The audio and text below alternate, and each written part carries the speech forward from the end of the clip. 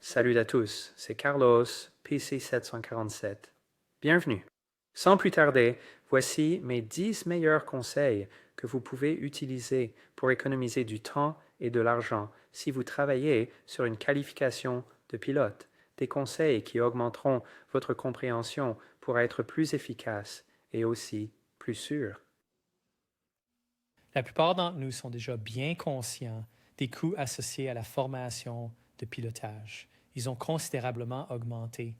Mais le plus grand facteur dans la formation de pilotage n'est même pas montré. Ce facteur est l'étudiant. Ambientarchis Parsman H1 ich Palucher sans crucial déterminera le coût réel de leur formation de vol. Je souhaite que les instructeurs de vol informent les nouveaux élèves sur la loi de récence, car elle a un impact majeur sur le montant qu'un élève dépensera pour sa formation de vol. Pour mes élèves qui volaient 3 fois par semaine ou plus, ils ont en moyenne plus de 50 heures de vol avant d'obtenir leur licence. Pour mes étudiants qui volaient 2 fois par semaine ou moins, ils avaient en moyenne au minimum 70 heures de vol. Cela représente 20 heures supplémentaires parce que toutes ces heures supplémentaires étaient passées à revoir des choses qu'ils avaient en fait oubliées. La loi de récence s'applique en fait à tout ce que quelqu'un apprend de nouveau, pas seulement au pilotage. La fréquence ou son absence sera également un facteur déterminant dans le plaisir de l'étudiant. Celui-ci, d'accord, c'est parce que si vous volez suffisamment, vous apprendrez de nouvelles choses chaque semaine. Vous ne réviserez pas des choses que vous avez oubliées. Conseil numéro 2, après avoir terminé votre pré-vol, faites un tour d'inspection à grande distance, c'est-à-dire depuis une distance beaucoup plus grande.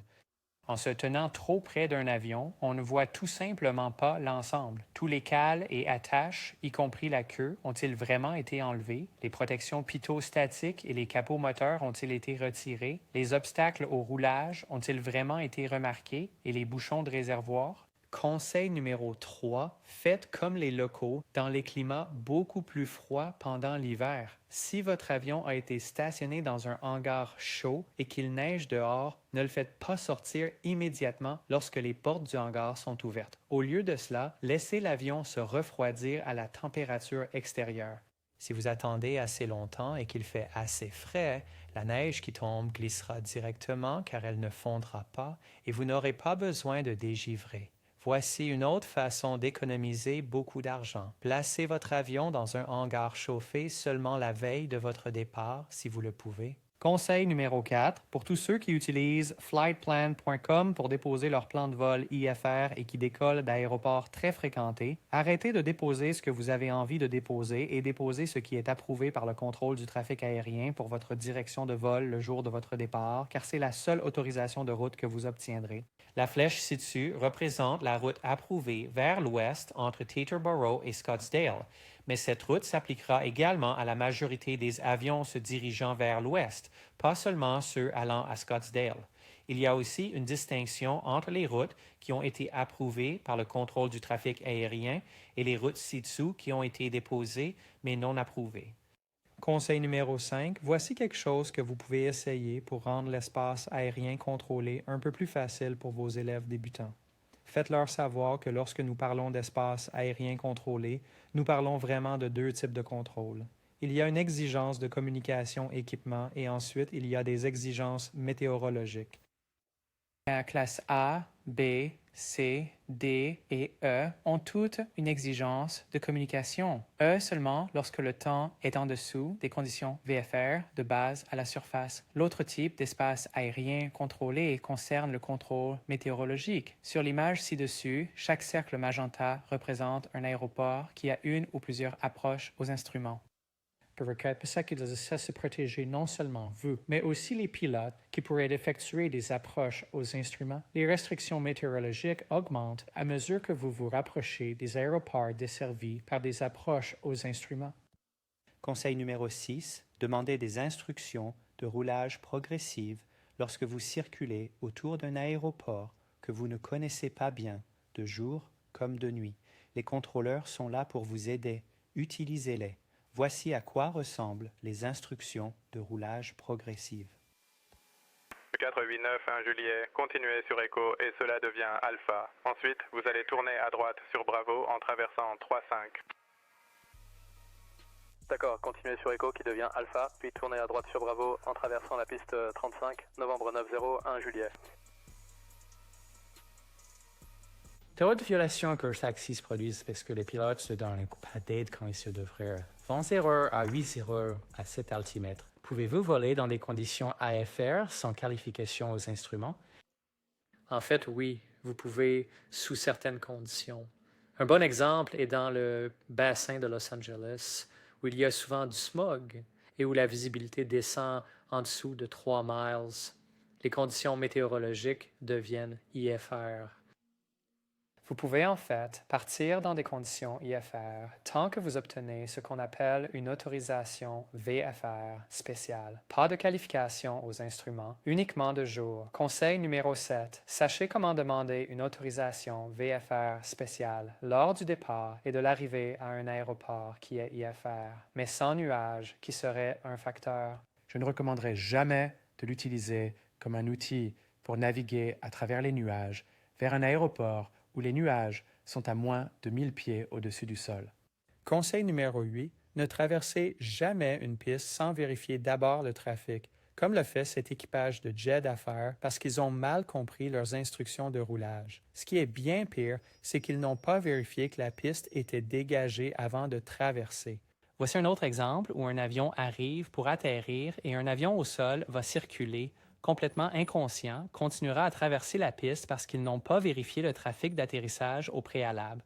Les contrôleurs font aussi des erreurs. On m'a dit de m'aligner et d'attendre alors que des avions étaient en finale et le contrôleur s'est excusé plus tard. Comment vous orientez-vous dans un aéroport où vous n'êtes jamais allé? Conseil numéro 9. Sachez comment vous orienter dans un aéroport où vous n'êtes jamais allé.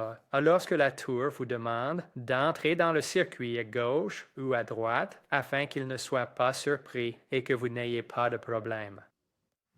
Voici un exemple parmi plusieurs aides disponibles pour vous orienter dans un aéroport où vous n'êtes jamais allé avant d'entrer dans la zone.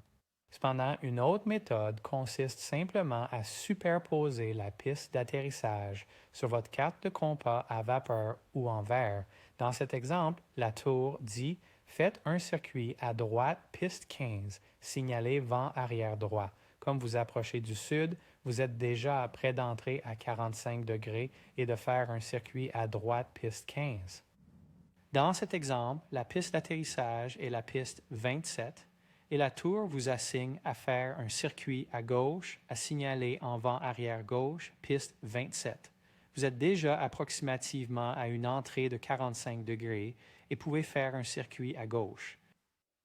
Conseil numéro 10. Une technique d'atterrissage par vent de travers et une technique de dérapage sont la même technique. Ce sont toutes deux des manœuvres de contre-commande. L'axe longitudinal reste parallèle à la piste et une traînée supplémentaire est produite.